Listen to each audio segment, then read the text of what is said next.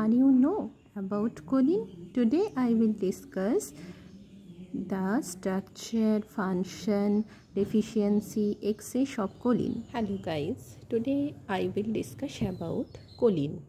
Choline is a essential nutrient and also called the vitamin-like substances. It is synthesized in the essential amino acid methionine. Methionine থেকে কিন্তু choline কি হয় synthesized হয়। Choline একটা ভীষণ vital vitamin, ঠিক আছে, ভিটামিন লাইক সাবস্টেন্স বলা চলে একে।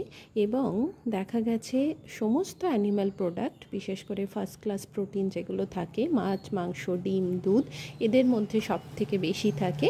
কিছু whole grain, nuts, fruits and ভেজিটেবলসও কিন্তু কোলিন পাওয়া গেছে। এর আরডিএ হলো অ্যাডাল্ট মেনের ক্ষেত্রে 550 mg পার ডে এবং অ্যাডাল্ট ওমেনের ক্ষেত্রে 425 mg per day. It is a very good essential nutrient because it acts as a phosphatidylcholine লেশিথিন হিসাবে এটা কাজ করে। বিশেষ করে স্ট্রাকচারাল এলিমেন্ট এবং শেল মেমব্রেনে গুরুত্বপূর্ণ ভূমিকা পালন করে। আর স্পিগমোমাইলিন, বিশেষ করে মাইলিন শীথ যেটা নার্ভাস আমাদের স্পাইনে থাকে, নার্ভে থাকে, সেখানেও কিন্তু এটা গুরুত্বপূর্ণ ভূমিকা পালন করে। বিশেষ করে ব্রেন আর নার্ভাস টিস্যু ডেভেলপমেন্টে হেল্প করে। প্রেগনেন্সি এবং ইনফ্যান্সিদের ক্ষেত্রে কোলিন কিন্তু ভীষণ গুরুত্বপূর্ণ। এছাড়া নিউরো ট্রান্সমিটার হিসাবে কাজ করে। আর বয়স্কদের ক্ষেত্রে কিন্তু খুব গুরুত্বপূর্ণ, বিকজ এটা অ্যালঝাইমার ডিজিজকে প্রিভেন্ট করে। অ্যালঝাইমার হলে কি হয়, আমরা যে ভুলে যাই, স্মৃতিশক্তি হ্রাস ঘটে, ভুলে যায়, এই ধরনের ডিজিজকে প্রিভেন্ট করে, কারণ বিকজ এটা নিউরো ট্রান্সমিটার হিসাবে কাজ করে। আর কি করে না, নিউরাল টিউব ডিফেক্ট, যেটা প্রেগনেন্সি মাদের যদি কোলিনের ডেফিসিয়েন্সি হয়, তাহলে ইনফ্যান্সিতে কিন্তু নিউরাল টিউবের ডেফিসিয়েন্সি দেখা দেয় বা ডিফর্মিটিস দেখা দেয়, সেটাকেও প্রিভেন্ট করে। লোয়ার সি রিঅ্যাক্টিভ প্রোটিন কম থাকলে কি হয়, ইনফেকশন হওয়ার চান্স কম থাকে। And indicator of the inflammation of the body, ঠিক আছে, এবং হার্ট ডিজিজকে প্রিভেন্ট করে। ওকে, আর যদি ডেফিসিয়েন্সি হয় তাহলে কি হবে না, ফ্যাটি লিভার দেখা দেয় আর হেমারেজিক কিডনি নেক্রোসিস। অনেক সময় কিডনির মধ্যে যে সেলগুলো থাকে, সেই সেলগুলোর মধ্যে ড্যামেজ হয়ে গিয়ে ব্লাড কিন্তু বেরিয়ে আসতে থাকে, ঠিক আছে, সেখানেও কিন্তু সমস্যা দেখা দেয়।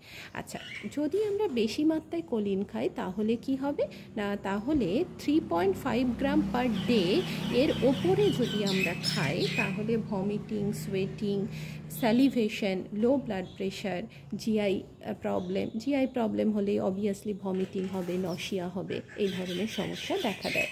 আর কি হয় না, যদি আমরা বেশি ইনটেক করি, 3.5 গ্রাম পার ডে বেশি খাই, তাহলে ফিশি বডি অডার, গা দিয়ে একটা মাছের মতো গন্ধ বেরোতে থাকবে।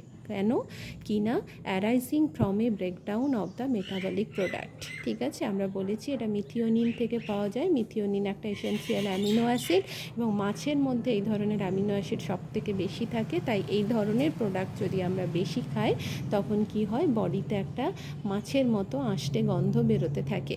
তো গাইস, কোলিন নিয়ে তোমাদেরকে আমি যেটুকু বলেছি আশা করি তোমরা বুঝতে পেরেছো। এর ছাড়াও যদি তোমাদের আর কিছু বলার থাকে বা জানার থাকে অবশ্যই কমেন্ট বক্সে লিখে জানাবে। আমার ভিডিওটি তোমাদের কেমন লাগলো সেটাও জানাতে ভুলবে না, এবং ভালো লাগলে অবশ্যই ভিডিওটি তোমরা সাবস্ক্রাইব করবে, যাতে নতুন নতুন ইনফরমেটিভ ভিডিও তোমরা দেখতে পারো। আমি যখনই কোনো কিছু আপলোড করব নোটিফিকেশন তোমাদের কাছে পৌঁছে যাবে।